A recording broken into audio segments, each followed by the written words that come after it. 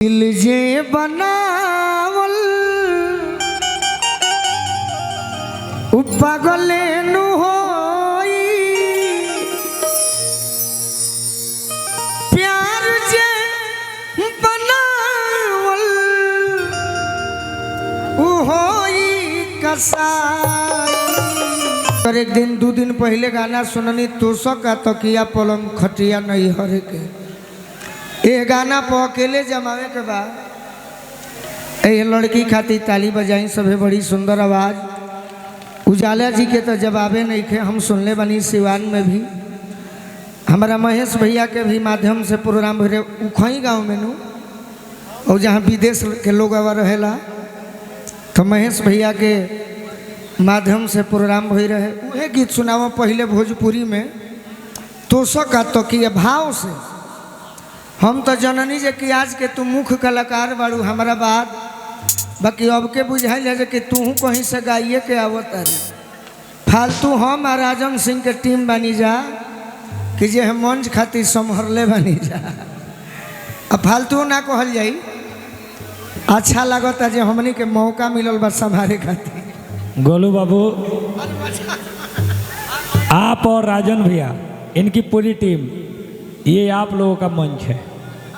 आप लोग कलाकारी में नहीं आए हैं, आप लोग अपने घर में आए हैं, ठीक है।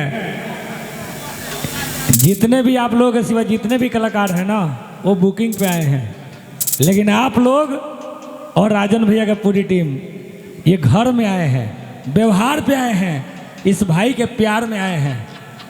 ऐसे मत बोलिए, आपका ये अपना कार्यक्रम है। हाँ हम जानता नहीं।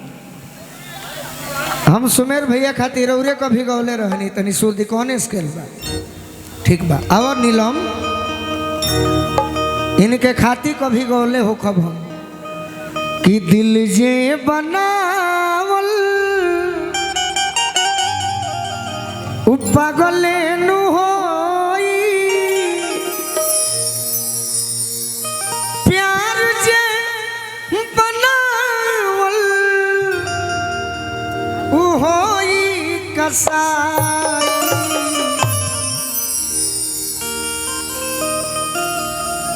अब ही तनिक लागी बाद में बुझाई